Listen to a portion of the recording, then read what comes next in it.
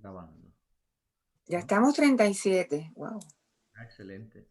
Muy bien, entonces me presento ante todo. Dice San Pablo una cosa que a mí me gusta mucho antes de comenzar estas reuniones. Entonces es lo siguiente, dice San Pablo, todo lo que hagáis, hacedlo en el nombre del Señor. Entonces vamos a comenzar esta reunión en el nombre del Señor. Comenzamos en el nombre del Padre, del Hijo y del Hijo, Espíritu Santo. Amén. Santo. Amén. Voy a hacer una oración pidiendo al Espíritu Santo que nos ayude, que nos ilumine, porque en todas estas cosas de la fe no se trata solo de aprender, no se trata solo de curiosidad, sino que se trata de que el Espíritu Santo nos hable, porque el Espíritu Santo es quien ha inspirado la Sagrada Escritura, es el autor, el verdadero autor de la Sagrada Escritura, no son las personas, que Dios haya utilizado personas para hacerlo. Es la forma que tiene Dios para comunicarse con nosotros, siempre a través de medios. Así lo hizo hasta con su propio Hijo. Por eso se hizo hombre, el misterio de la encarnación. Y por eso es necesario entender la palabra como lo que es, palabra humana, pero sabiendo muy bien que el verdadero autor es el Espíritu Santo. Ese que es el autor, es el que nos tiene que explicar qué fue lo que dijo. Entonces, necesitamos que Él esté con nosotros para que podamos entender sus palabras. Son sus propias palabras. Como dice San Agustín, que es una belleza rezar con los salmos porque es rezarle a Dios con sus propias palabras, la misma palabra de Dios, pero necesitamos por eso el Espíritu de Dios. Entonces, te pedimos, Señor, que nos mandes esta mañana el Espíritu Santo, Él que ha sido el autor de las Sagradas Escrituras, Él que nos ha regalado este don enorme de un testimonio fidedigno, de un testimonio privilegiado de lo que es esa palabra, de todas las acciones que tú has realizado en la historia de la salvación por nosotros. Te pedimos, Señor, que toda esta historia de salvación vamos a, que está consignada en la Sagrada Escritura, sea para nosotros luz, sea para nosotros palabras de vida, que se hagan realidad hoy en nosotros, en nuestra vida. Mándanos hoy tu Espíritu Santo, tú que has dicho que donde dos o tres están reunidos en tu nombre, allí estás tú. Te pedimos que estén presentes en medio de nosotros para que esta palabra, que es también esta reunión, esta acción de Dios, que es también este encuentro, pueda verdaderamente ser un encuentro con Cristo que ilumina nuestra vida. El que ha dicho, escrutar las escrituras que ellas hablan de mí, ayúdanos, Señor, a saber cómo escrutarlas para conocerte mejor. Te lo pedimos por Jesucristo nuestro Señor. Amén. Del Padre, del Hijo y del Espíritu Santo. Amén. Bueno, entonces voy a hacer una cosa que espero que no les choque, pero lo voy a hacer porque algunos no saben hacerlo. Voy a ponerlo a todos, voy a ponerlos a todos en silencio para que no vayamos a interrumpirnos. ¿Les parece bien? Bueno, Perfecto. vamos a hacerlo aquí.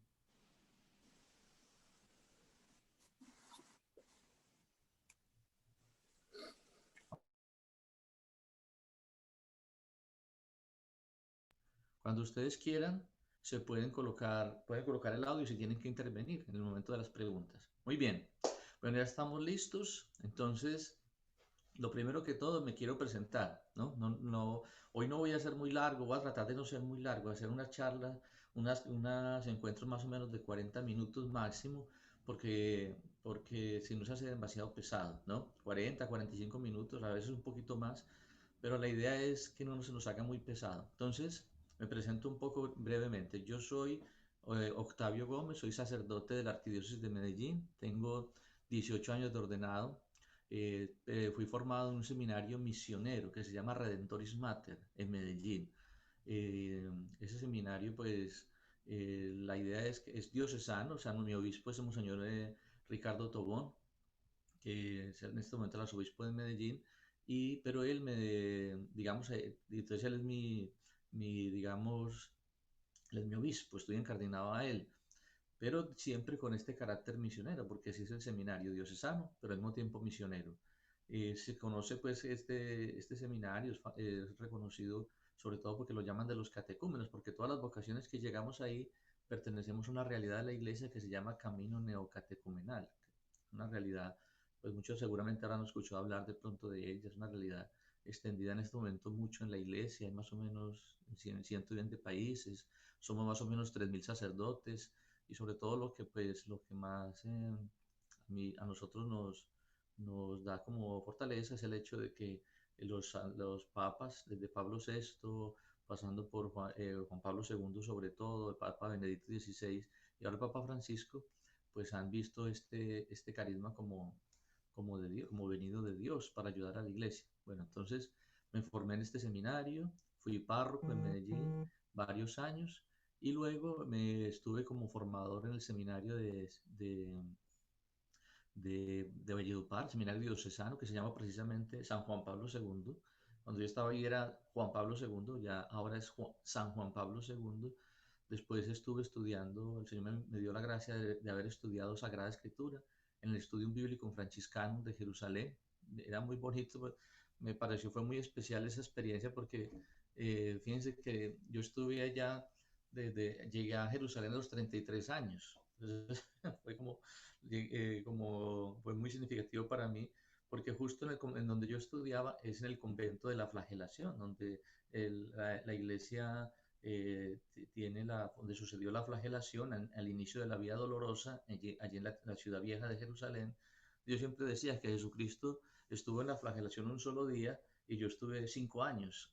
Imagínate, 5 años allá estudiando. Bueno, entonces a raíz de eso tuve que aprender el hebreo, el griego, las clases eran en italiano, tuve que aprender el francés, yo ya sabía el inglés, entonces terminé siendo políglota, digamos así, pero siempre al servicio de la Sagrada Escritura. Y eso fue muy bonito porque pues eso no solamente eran clases de Biblia, sino también de arqueología y terminé con el título de licenciado en Sagrada Escritura y arqueología. Entonces, bueno, entonces después de ahí terminé, gracias a Dios me fue bastante muy bien, fue un tiempo maravilloso, una bendición. Van a darse cuenta que yo les voy a comentar varias experiencias cuando vamos hablando, yo les voy a contar varias experiencias de las que estuve allá, de las que tuve allá y nos van a ayudar, espero que les ayuden. Y después regresé a Medellín hace ya 5 años, estuve 3 años como formador, profesor de la universidad, también formador del seminario, profesor de Biblia en el seminario diocesano de Medellín, el mayor y también del Redentoris Mater. Y luego, hace 2 años, ya 2 años y medio, estoy como misionero, ¿no? Misionero itinerante. Entonces, en este tiempo, eh, no estamos haciendo muchas cosas porque no podemos reunirnos con grupos. Estamos haciendo algunas cosas en virtuales, así como este encuentro, pero no podemos hacer mayores cosas porque pues tenemos que respetar la vida y todo. Bueno, eso es un poquito así mi historia, mi resumen como sacerdote y bueno, nada más. Entonces, vamos a comenzar No este se curso. oye, ¿Ahora me escucha bien? ¿Me están escuchando bien? no se oye muy bien. Sí, señor, aquí sí se oye. Ahí está bien. Ahí estoy mejor. ¿Me escuchan mejor? Sí, La próxima vez me busco unos audífonos para que se oiga mejor. tengo los audífonos puestos, padre. No, digo yo, que la próxima vez me consigo unos audífonos yo creo que los Pero no se audífonos. oye, de todas maneras está muy bajo el volumen. Ok, No, yo escucho muy bien. Se está Ahí escuchando está bien. bien, ahí está bien. ok. Muy bien, bueno. Entonces voy a intentar hablar más duro para que Puede todos. ser el suyo, perdón. Voy a intentar hablar más duro porque algunos puede tener el sonido del aparato un poquito bajito. Entonces, para que todos escuchen bien. Yo Bueno, lo tengo a todo volumen, lo tengo todo, está bien. Como anteriormente lo he oído, pero ahora está muy bajo. ok, perfecto, perfecto, muy bien. Entonces seguimos adelante. Como les digo, los voy a poner en silencio a todos para que no nos vayamos a interrumpir.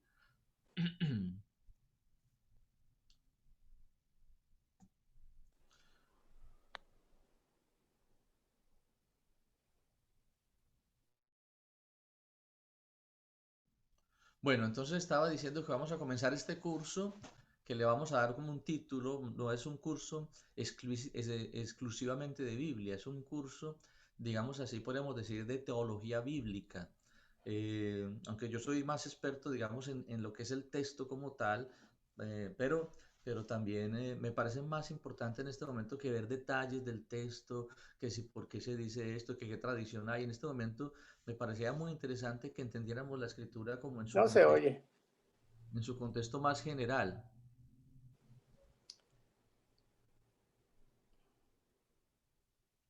Alfredo, eh, No se oye. ¿alguien No más puede? oigo. Sí, se No escucha bien. oigo. Lo que pasa es que tiene que mantener el micrófono cerrado la señora o la persona que está, bajarle un poquito el volumen o ajustarle los audífonos. pero se está escuchando perfecto. Señor, tengo todo hecho como siempre he escuchado. Y lo he escuchado bien, pero hoy día no. Tengo Alfredo, ajustados perdón. los audífonos y tengo a todo volumen mi teléfono. Alfredo, buenos días. Todo el Buenos mundo días. está escuchando bien. Parece que todas estamos escuchando bien. Es solo el suyo. Tiene que tener alguna falla. Revíselo, porque el tiempo es corto. Buenos días. No, Yo soy pueden continuar Lupita. si ustedes Estoy quieren, igual pero- que el señor Alfredo, tampoco no se escucha. Ya chequé y tengo todo el volumen y no logro escuchar. ¿Así escucha mejor? ¿Así está escuchando mejor? No. ¿No escuchan mejor así? ¿Están escuchando mejor así? Se escucha Dice bien su bajitito. su micrófono está muted. No, yo creo que no puede porque no debe Y ser su porque video está parado. muchos me están escuchando, ¿no? ¿O no? ¿Me están escuchando? Sí, Sí, padre, padre, yo lo lo escuchamos Yo escucho muy perfectamente Yo bien. escucho Sí, muy yo bien. también. perfectamente bien. Sí, yo también lo Escucha escucho muy bien. perfecto. Ellos deben Lo de que voy tener a hacer alguna es, voy falla. a salir y voy a volver a entrar a ver si Sí, a veces todo así funciona. funciona, cuando te sales y vuelves a entrar. Ok. Ok, ahora sí. ¿Ya escuchó, Alfredo? Sí, ahora sí está bien. Ya, Qué perfecto. bueno. Ok, bueno, entonces me están escuchando. Bueno, seguimos entonces. Bueno, Gracias. entonces, Gracias a Dios.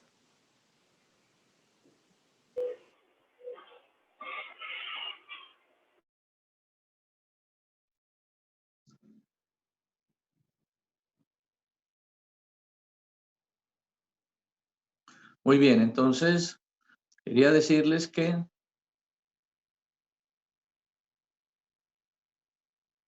les decía entonces que vamos a hacer este curso que sería más de teología bíblica. Entonces, ante todo, yo quisiera una cosa,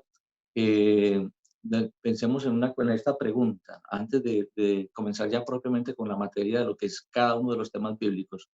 Vamos a ver que cada uno de los temas que el Señor nos va a regalar a través de este curso, que van a ser 15 temas, son temas que vamos a llamar temas de historia de la salvación, porque la historia para nosotros no es simplemente para la historia como tal, no es simplemente una sucesión de acontecimientos, así digamos, acontecimientos que se dan sin una conexión unos con otros, por casualidad, sino que la historia, sobre todo vista desde la fe, vista desde la revelación, está toda guiada por un plan. Por eso es muy interesante la cronología, porque uno cuando ve las cosas en su cronología, en su orden, se da cuenta cómo todo tiene una razón de ser, todo tiene un porqué.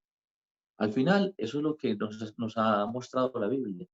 La Biblia es podríamos decir, el primer libro que en la humanidad empieza a poner por escrito los acontecimientos. O sea, hay un autor que se llama Rolando Go, que tiene bastantes libros sobre el Antiguo Testamento, y él argumenta en su libro del Pentateuco, de las tradiciones del Pentateuco, argumenta cómo Israel es el primer pueblo que empieza No a veo poner. las imágenes de ustedes.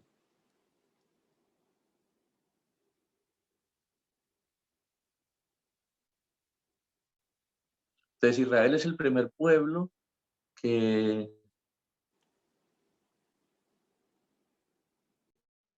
Israel es el primer pueblo que que pone por escrito lo que es la experiencia, su historia, sus hechos, lo que Dios hace con ellos. Y ellos sobre todo tienen una cosa que va a ser fundamental que entendamos. Ellos van a comprender desde el primer momento que las cosas, que los acontecimientos no suceden por casualidad, sino que todo sucede porque hay un plan de Dios detrás de cada cosa.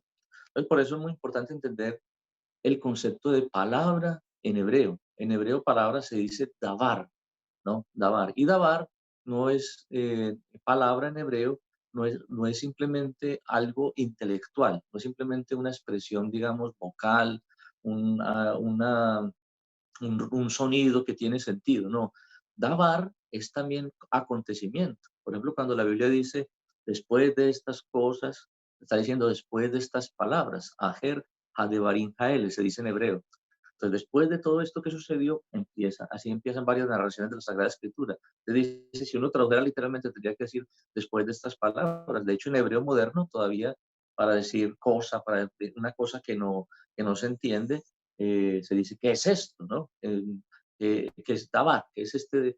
Si ustedes estuvieran en Colombia, nosotros en Colombia decimos vaina. ¿Qué es esta vaina? O, ¿qué es, o dicen los venezolanos, ¿qué es esta broma? ¿Qué es esta cosa? ¿No? Broma, vaina. O sea, cuando hablamos de algo tan general, que como que un poco resume cualquier acontecimiento, cosa, situación que suceda en la vida de una persona, eso significa tabar, una palabra, sobre todo un acontecimiento. Porque para los judíos, para el mundo semita, palabra y acontecimiento y hecho están estrechamente relacionados, están estrechamente unidos. Por eso entendemos que en el Génesis, cuando Dios dice, hágase la luz, inmediatamente dice, la luz se hizo.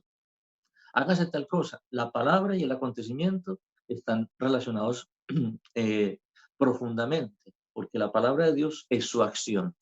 Entonces, por eso vamos a entender que es fundamental el prólogo de San Juan. El prólogo de San Juan dice, en el principio existía la palabra, y la palabra estaba con Dios, y la palabra era Dios.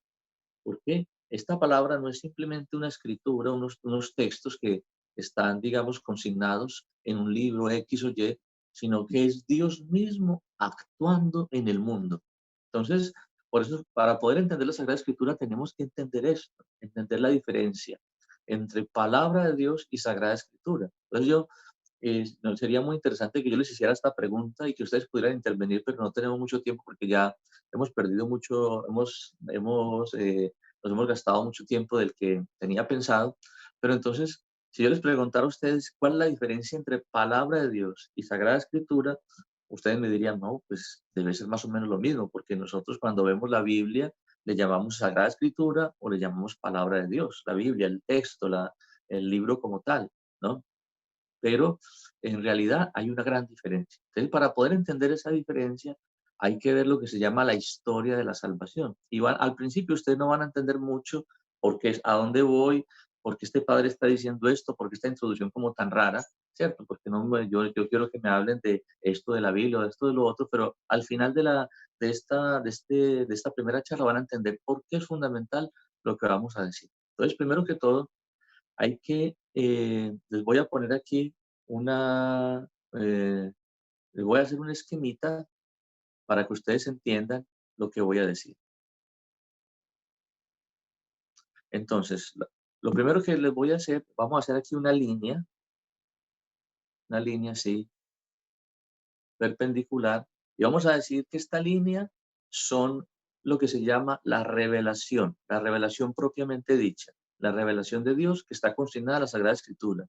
Y este tiempo, digamos que aquí está todo lo que sería la historia de la salvación, todo lo que Dios hizo, que nos sirve como modelo de lo que Dios quiere hacer después, no solamente con la iglesia, sino con toda la humanidad, no solamente primero con los judíos, pero después con toda la humanidad. ¿Por qué es fundamental esto?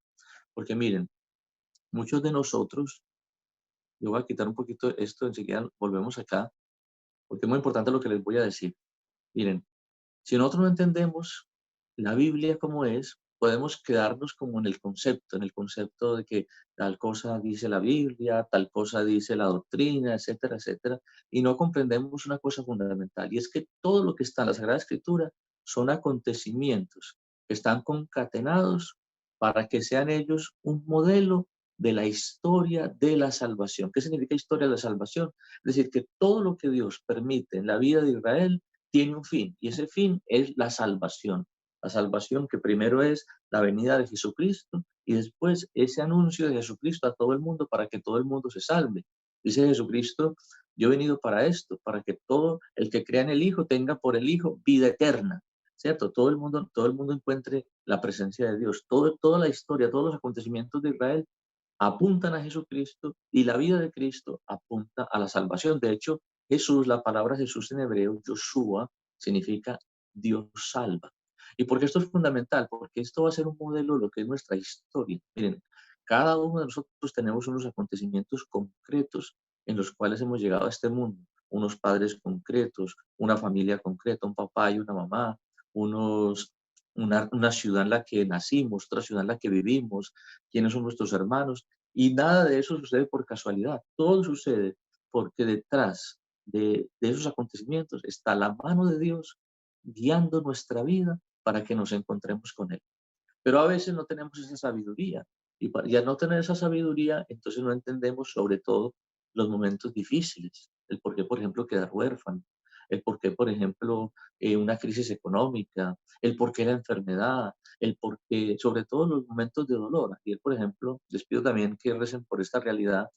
Me llamaron muy tarde, como a las 11, casi a las 12 de la noche, pidiendo por una familia. Y yo estoy hablando con ellos. El muchacho eh, era un muchacho que sufría de unas depresiones tremendas y finalmente parece que en una sobredosis no de drogas, sino de pastillas antidepresivas, murió. Entonces prácticamente podríamos decir casi un suicidio, y la familia está destrozada a los 20 años. El muchacho lleva ya 8 años luchando con esta depresión. ¿Y por qué hay tanta depresión hoy en día? ¿Qué sucede? Porque y este joven, pues según parece, su familia tenía muchos medios económicos.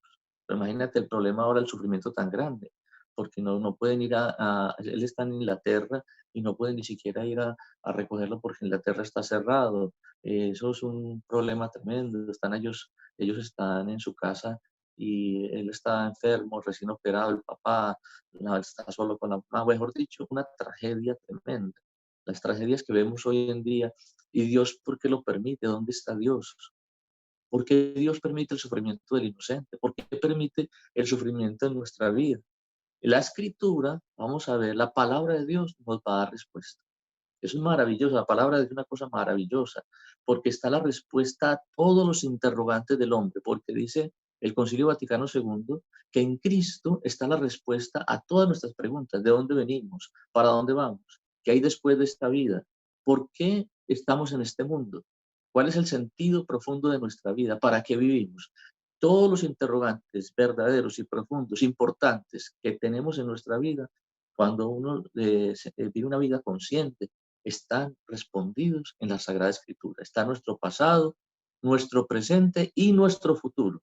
No en el sentido mágico de que vamos a encontrar ahí, no sé, vamos a encontrar ahí si me voy a casar, si no me voy a casar, vamos a encontrar ahí cuál es el número de la lotería, ¿no? Esas cosas no es así.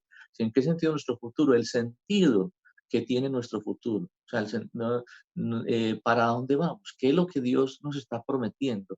¿Qué es lo que Dios nos quiere regalar? Entonces vamos a entenderlo, todo eso está en la Sagrada Escritura, que nos explica, nos ayuda a entender. Esta historia de la salvación nos ayuda a entender nuestra historia, la vida concreta que cada uno de nosotros tenemos. Fíjense qué importante es conocer la Sagrada Escritura. Razón tiene San Jerónimo, que dice: quien desconoce las Sagradas Escrituras desconoce a Cristo, porque Cristo es la palabra de Dios.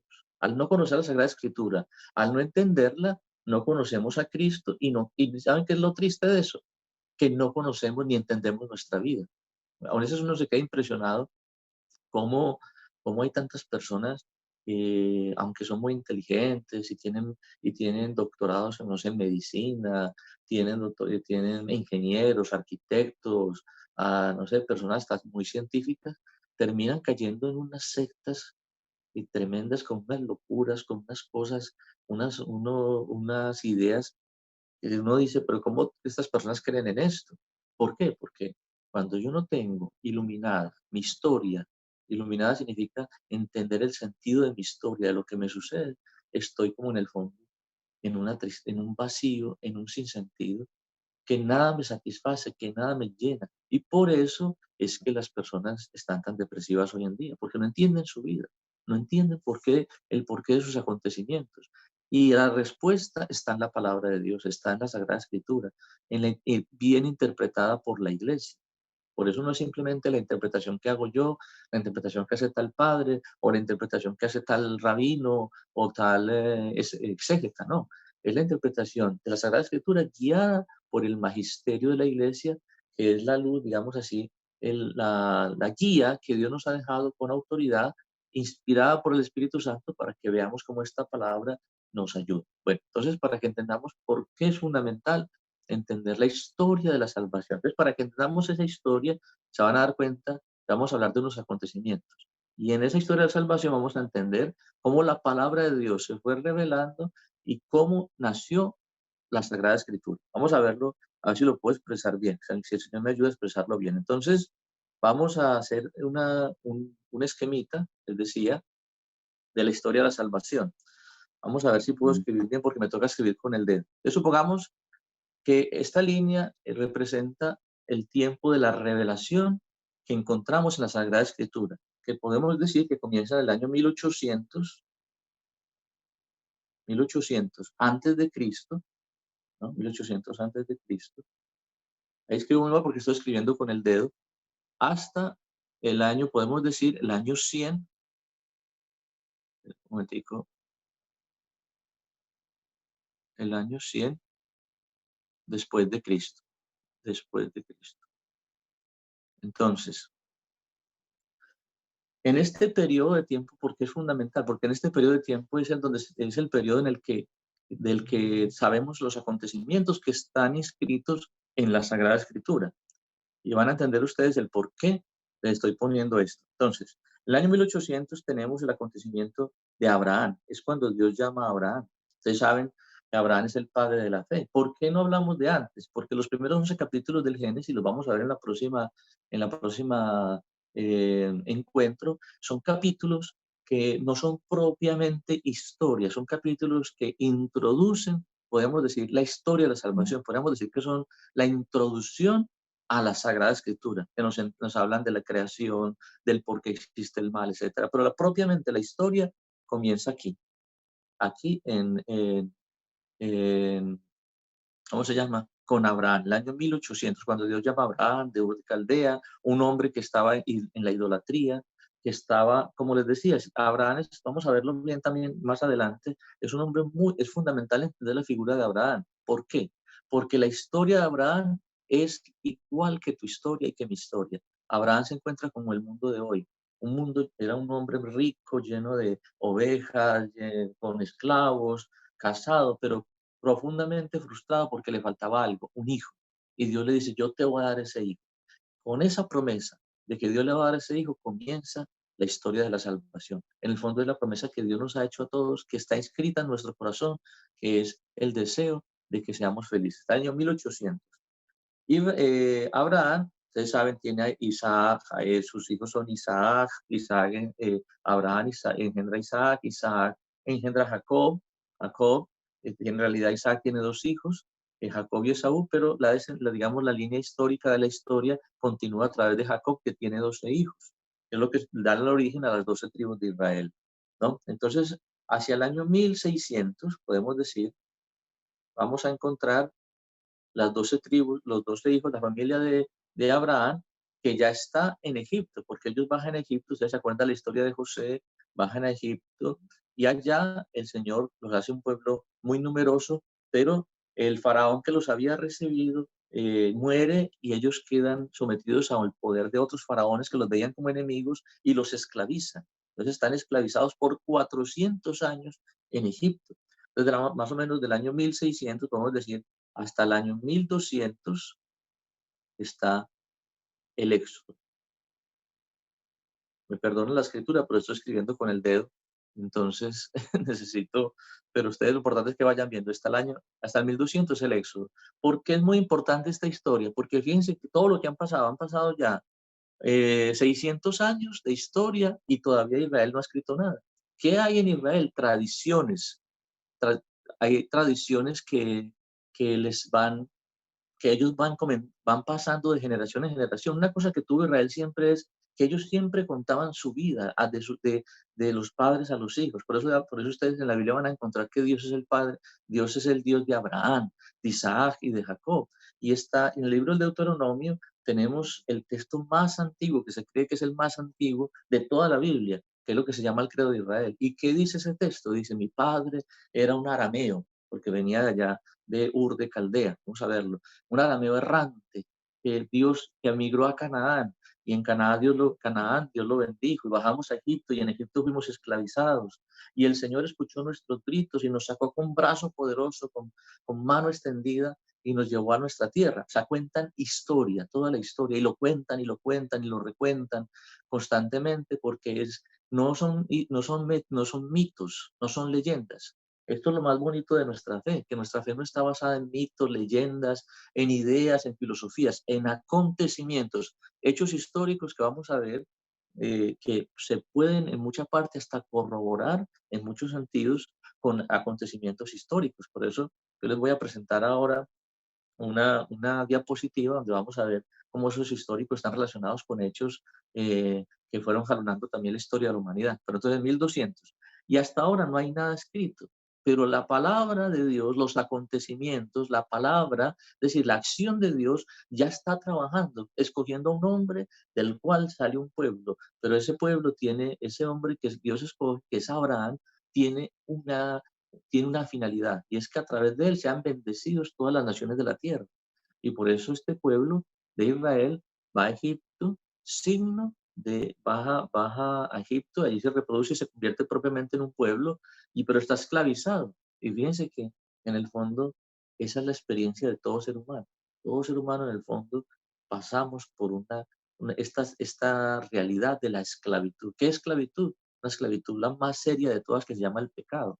Todo el mal que hay en el mundo, las guerras, los problemas familiares, los egoísmos, la violencia, todo proviene del pecado que está en el hombre, que lo esclaviza. Lo dice muy bien San Pablo, y por eso Dios escogió este pueblo esclavo, pequeño, como un modelo de lo que quiere hacer con toda la humanidad.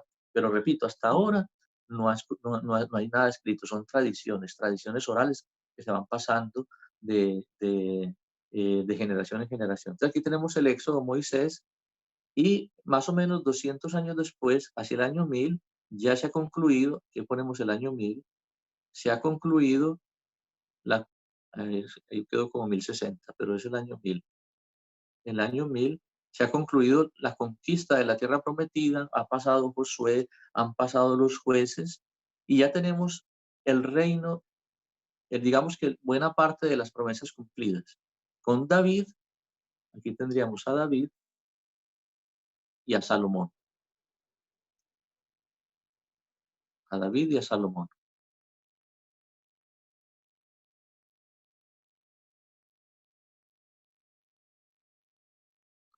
Salomón. Ahí se entendió más o menos, ¿no? Por importante que ustedes entiendan lo que el dibujo no tiene que ser bonito, sino que ustedes entiendan a dónde vamos. Estamos en el año 1000. ¿Qué sucede aquí? Y aquí todavía no hay nada. ¿Saben qué tenemos escrito aquí? Muy posiblemente tenemos los primeros salmos, que eran seguramente de la corte de David. David saben que David era músico y fue el que compuso muchos de los salmos, o la segunda tradición, todos ellos, pero sabemos que él no los compuso todos, sino que compuso algunos, y después se quedó una tradición de cantarle a Dios, de hacer alabanzas a Dios, de pedir por el rey. Por eso los salmos más antiguos son de la corte real. Hablan de cómo Dios ayuda a su pueblo, cómo ayuda al rey, etcétera, cómo Dios cuenta la historia de Israel de una manera poética. Entonces, por eso hay salmos que cuentan y recuentan todo lo que ha sucedido hasta ese momento. Y seguramente eran poesías, eran canciones que a lo mejor todavía no estaban por escritas. Es posible que ya hubiera algunas, pero todavía no estaban puestas por escrito porque no se necesitaba. Entre otras cosas, la escritura todavía no existía propiamente el papel vino después con ya los egipcios tenían un tipo de papel que se llamaba papiro, que sacaban de unas plantas, y después también estaban los pergaminos que se utilizaban después de una ciudad de Pérgamo, que eran de pieles de animales, pero por mucho tiempo se escribía sobre arcilla. Los textos más antiguos son escritos que se hacían en arcilla, y cuando la arcilla todavía estaba sin endurecerse, se escribía, y quedan hasta hoy. Por ejemplo, hay toda una biblioteca de ese tipo de escritos, pero era muy raro, era muy difícil escribir. Por lo tanto, el pueblo de Israel, que era un pueblo siempre muy pobre, muy limitado, una nación muy pequeña en comparación con los imperios de alrededor, pues lo que hacía era que tenía transmisión sobre todo oral, ¿no? Entonces hasta aquí tenemos la palabra de Dios actuando, pero no tenemos todavía escritura.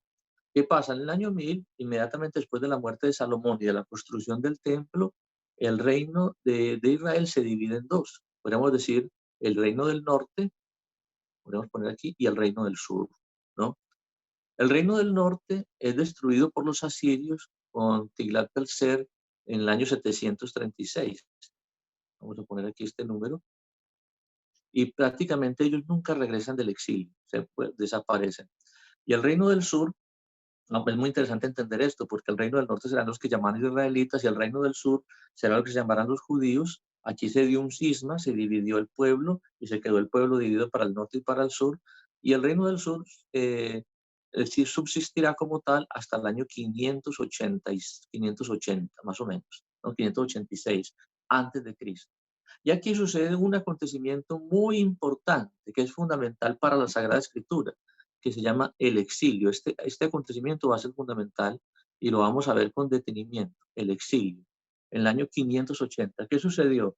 Que el pueblo de Israel se rebeló contra la potencia mundial de ese momento, que eran los babilonios, y porque ellos en realidad los atacaron, les propusieron una tregua, ellos no aceptaron, y el Nabucodonosor entró en Jerusalén y destruyó Jerusalén y destruyó sobre todo el templo. De manera que en este momento Israel perdió su libertad y fueron llevados al exilio a Babilonia. Y se fueron a Babilonia. Esto se llama el exilio de Babilonia. ¿Por qué esto es fundamental? Porque fue allá en el exilio de Babilonia, normalmente porque exiliaban a un pueblo, lo exiliaban porque era una manera de destruir ese pueblo, de que ese pueblo ya no existiera más, de que ya desaparecieran sus raíces, de que ya no se pudieran rebelar. ¿Y qué fue el milagro que se dio? Que esto es un milagro social, porque es el único pueblo que le ha sucedido al pueblo de Israel. Todos los demás pueblos que exiliaron desaparecieron porque no tenían un fundamento, algo que los uniera. El pueblo de Israel no. El pueblo de Israel quedó unido a través de su fe en Dios. Los profetas le ayudaron mucho. Aquí son fundamentales todos los profetas, porque los profetas le ayudaron a Israel a comprender que no era que Dios los había abandonado, sino que ellos, por su pecado, habían rechazado a Dios y habían rechazado la gracia de Dios. Entonces, como de alguna manera, como que Dios los dejó a su suerte para que se dieran cuenta que todos los dioses, porque ellos nunca dejaron de ser idólatras, todos los dioses que ellos seguían eran falsos. Los profetas le ayudaron mucho a Israel a entender eso, que no era que Dios no hubiera sido fiel a sus promesas, fueron ellos los que fueron infieles a la gracia de Dios y por eso estaban en el exilio. Pero leyendo y viendo la historia bajo esa perspectiva, ¿saben qué pasó? Que en vez de rechazar a la ayuda de Dios, la presencia de Dios, el sentirse elegidos, verdaderamente se configuraron como pueblo y empezaron a poner por escrito todas estas tradiciones. Y es por eso que es en esta época, entre el año 580 y el año 530, que es cuando finalmente Dios hace otro milagro, que es que regresaran del exilio. Ellos regresan no solamente regresan a su tierra, sino que regresan muy fortalecidos como pueblo. ¿Por qué? Porque regresan ya con las tradiciones, digamos, todas las tradiciones que tenían orales puestas por escrito, regresan además con un culto que ya se había purificado mucho, porque ya no dependía tanto del templo, de los sacrificios, sino que se había hecho un culto mucho más espiritual, de una relación con Dios de fidelidad, y regresan purificados por Dios. Entonces esto es muy bonito porque este tiempo del exilio, cuando lo veamos, vamos a entender por qué Dios a veces permite situaciones en nuestra vida a través de las cuales nos purifica, porque Él sabe mejor que nosotros qué es lo que nos conviene. Y por eso Dios permite también este tiempo del desierto, este tiempo de sufrimiento. ¿Por qué? Porque es ahí, en ese momento de soledad, de dolor, de dificultad, donde nosotros nos damos cuenta que los ídolos del mundo, que que las cosas que el mundo nos propone, el dinero, el prestigio, las cosas materiales, no nos solucionan, no sirven para nada. Yo pienso que es lo que Israel comprendió, porque Israel podía haberse quedado en los ídolos de Babilonia, porque imagínate, era el pueblo ya vencedor, son famosos los jardines de Babilonia, que era hermosísimo, había unos templos grandísimos, y la primera tentación que ellos hubieran tenido es abandonamos a este Dios con el cual fuimos vencidos y nos apegamos a todos estos dioses que son los vencedores. Y no, Dios hizo una obra con ellos de fidelidad, mostrarles que todos esos dioses eran falsos y por eso regresaron. Cuando regresan, digamos, su culto está muy purificado. Pero se cree aquí una expectativa muy grande, que era la restauración del reino de Israel. Y aquí empieza todo lo que se llama la esperanza mesiánica. Y ahí se da aquí en el 530 un acontecimiento muy importante, que es la reconstrucción del segundo templo, con Esdras y Nehemías. Y esto va a ser fundamental, esta reconstrucción del segundo templo va a ser fundamental para todo lo que va a venir, porque aquí ya empiezan a surgir toda una cantidad de escritos, ya no solamente está toda la historia de Israel hasta ese momento, que sería la Torá, los 5 libros del Pentateuco, sino después todos los profetas, o buena parte de los profetas, y después una cantidad de libros sapienciales. Entonces, en este periodo del 530 hasta el año 100, hasta el año 0, perdón, se da toda la revelación del Antiguo Testamento. Dios, todo lo que Dios hace con el pueblo de Israel, ya estaba en el tiempo de Jesús, en el año 0, aquí está el año 0, el nacimiento de Cristo, se da para esto, todo apunta, todo tiene un sentido en función de este acontecimiento, el nacimiento de Cristo en el año 0.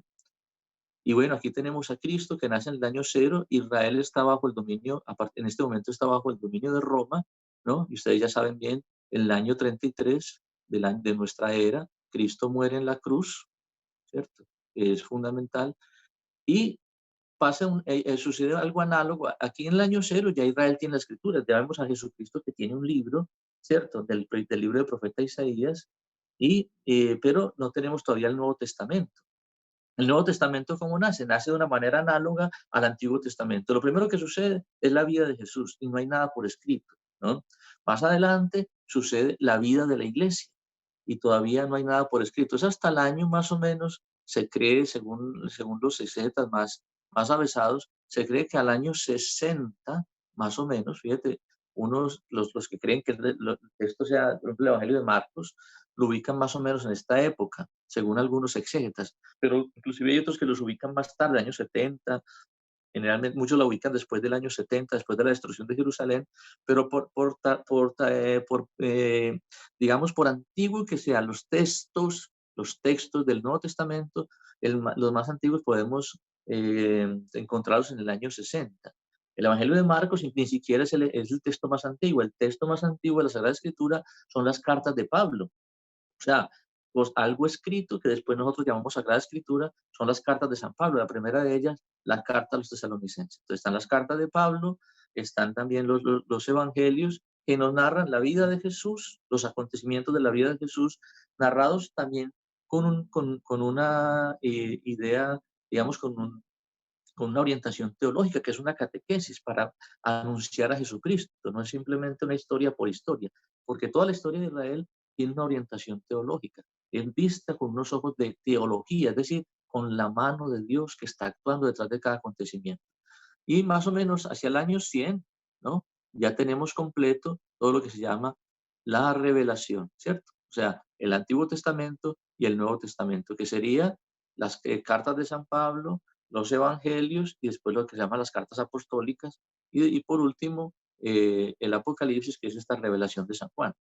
Entonces, ¿por qué digo todo esto? Porque miren, si entendemos esto, entendemos una cosa, entendemos que hay una diferencia entre palabra de Dios y Sagrada Escritura. Vamos a guardar esto. Vamos a ver si yo puedo borrar esto que está aquí. Bueno, entonces hay una diferencia entre palabra de Dios y Sagrada Escritura. La Sagrada Escritura no se dio sino hasta de una manera muy tardía. Por eso nosotros no somos una religión del libro, sino que somos la fe nuestra está basada en la palabra de Dios. Esa palabra de Dios primero tuvo unos hechos, unos acontecimientos que se fueron dando y después, de una manera muy tardía, se pusieron por escrito. Y esos escritos no tienen importancia, no, que son una importancia fundamental, porque todos esos escritos fueron inspirados por Dios para que los autores que los pusieron por escrito, digamos, pusieran las palabras correctas, las palabras propiamente inspiradas, pero nuestra fe no se reduce a esas palabras, porque no son las palabras lo que nos salvan. Lo que nos salva son los acontecimientos que esas palabras narran, lo que sucede con todos esos acontecimientos. Y después, entonces podríamos decir que la palabra de Dios no se reduce, nosotros no somos una religión del libro, es decir, que el libro es donde lo que dice el libro eso hay que creerlo porque lo dice la Biblia. No, somos una religión de la palabra, una fe que nace de la palabra de Dios, la palabra de Dios que actúa antes de que la escritura existiera, que actúa para que la escritura se realice y que inclusive sigue actuando después de la escritura, porque ¿sabes qué es lo maravilloso? Que esta palabra que está escrita, sea tanto el Antiguo Testamento como el Nuevo Testamento, también tiene, digamos, también afecta, también determina nuestra vida. Entonces, cuando yo les decía que en la Sagrada Escritura está nuestro pasado, nuestro presente y nuestro futuro, es porque es así, ese Jesucristo, donde 2 o 3 estén reunidos en mi nombre, allí estoy yo. Es decir, el Señor, su palabra, está presente en medio de nosotros cuando esta palabra se proclama y esta palabra se realiza en nuestra vida. Es, por ejemplo, cuando vamos a la misa, escuchamos el Antiguo Testamento, escuchamos el relato del Éxodo, por decir algo, en la noche de Pascua. No es simplemente para que nosotros sepamos que hubo un pueblo que estaba esclavo en Egipto y que Dios lo liberó y digamos qué maravilloso que es Dios. Eso serviría de muy poco. No, ¿es para qué? Porque nosotros todos los años, todos los momentos de nuestra vida, estamos pasando por una esclavitud. Entonces la pregunta que uno tiene que hacerse es, ¿por cuál esclavitud estoy pasando? Estoy pasando por una esclavitud del odio, estoy pasando por una esclavitud no sé, de un pecado, de algo que que está destruyendo mi familia, por una soberbia que no me permite relacionarme con los demás, por no entender mi historia y pensar que mi historia no entender lo que me está pasando y renegar de Dios. No sé, todos estamos en una situación de esclavitud y Dios nos dice, ánimo, yo te voy a ayudar, yo te voy a rescatar, yo te voy a sacar de esa situación y te voy a dar una nueva vida, te voy a llevar a la libertad.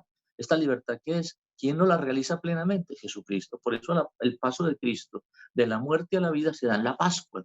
¿Se dan cuenta? Justo en la Pascua. El pasar del pecado al amor, de pasar del egoísmo al amor, de la violencia a la caridad, pasar no sé, de la tristeza a la alegría, pasar del sinsentido al sentido, de la noche de la oscuridad a la luz. O sea, es decir, experimentar cómo hoy Dios me saca de allí, hunde al faraón, que es este faraón, que puede ser nuestros pecados, que puede ser también la situación que nos tiene oprimidos, y Dios aparece, nos abre el mar rojo, que es el bautismo de Cristo, y nos da una nueva vida. Y eso yo creo que si ustedes verdaderamente han leído la palabra de Dios en esos términos, eso se llama la lección divina, se van a dar cuenta que es verdad, que es cierto que esa palabra se actualiza hoy. Precisamente en la carta a San Pablo a los Tesalonicenses, que les decía que es el texto más antiguo, dice eso San Pablo.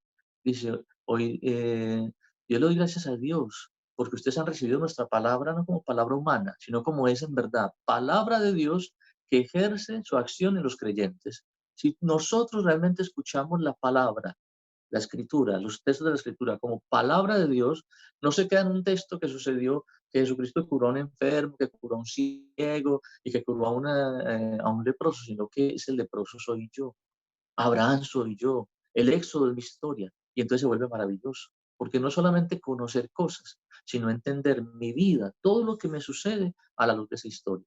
Entonces, por eso es muy importante entender la diferencia entre palabra de Dios y escritura. La escritura es el testimonio, la Biblia, el testimonio de esa acción de Dios.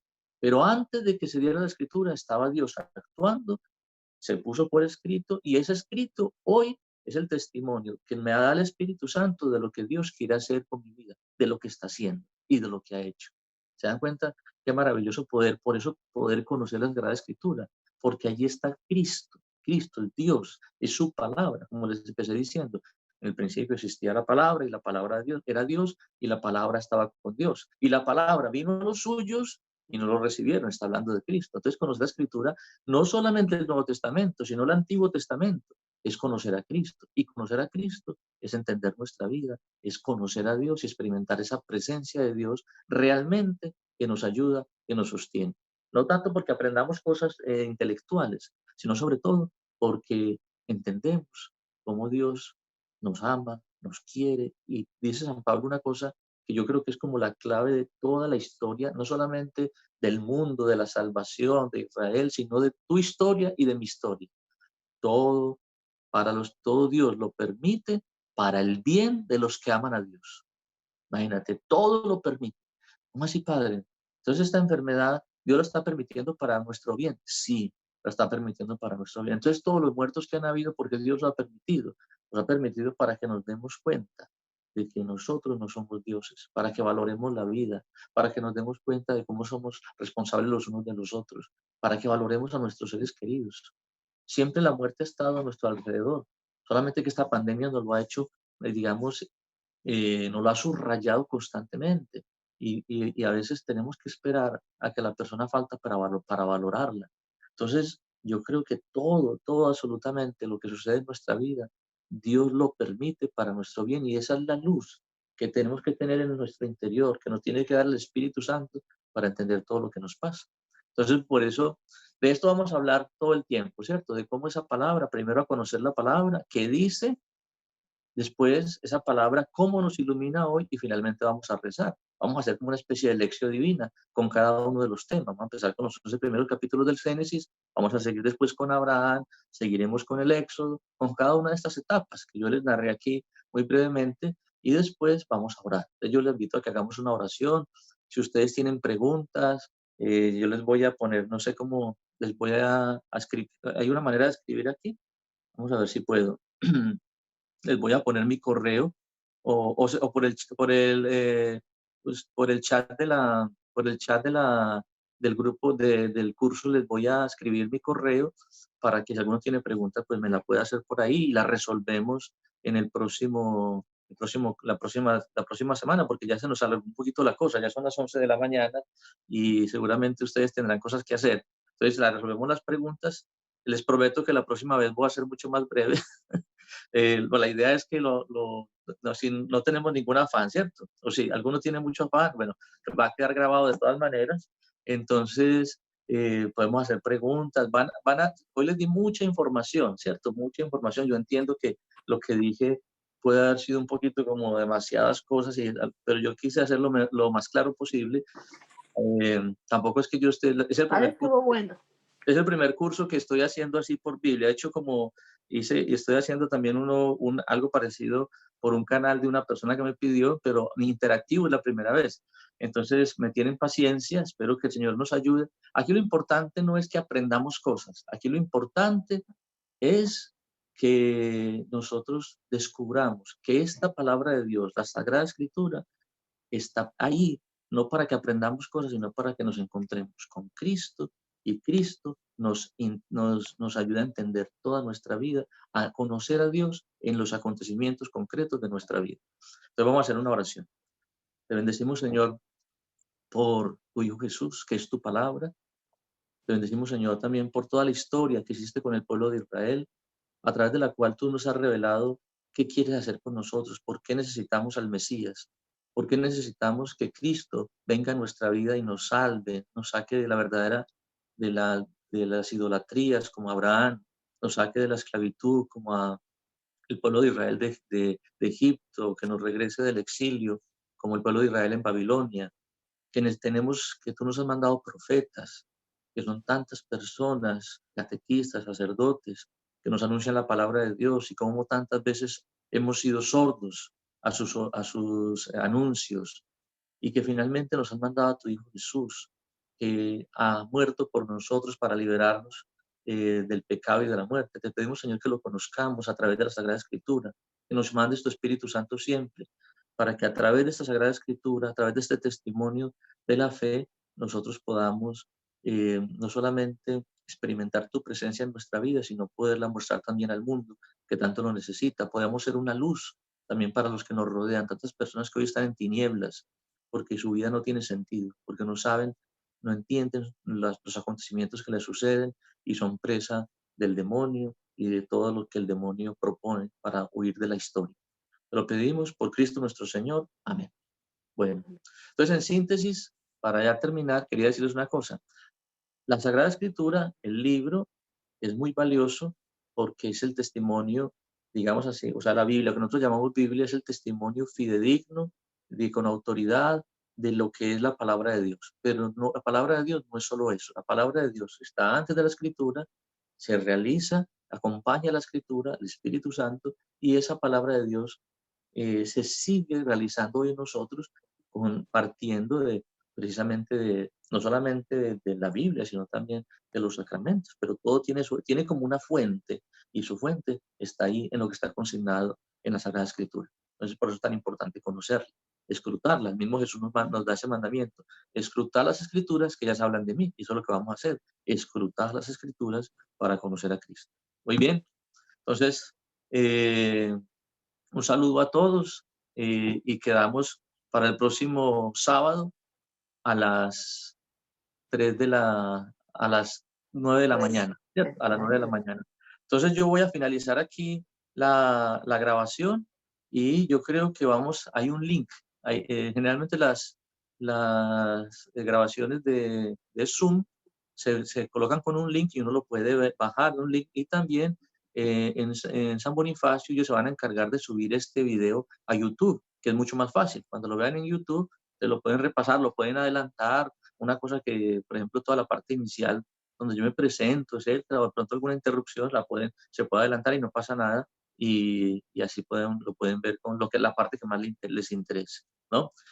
No pudimos ver la diapositiva que les quería mostrar, pero entonces la vemos la próxima vez. ¿Está bien? Mucho ánimo.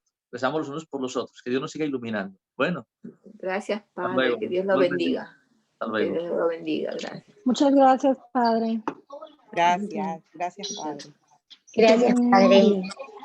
Muchas gracias, Padre Octavio. Gracias, Padre. Gracias.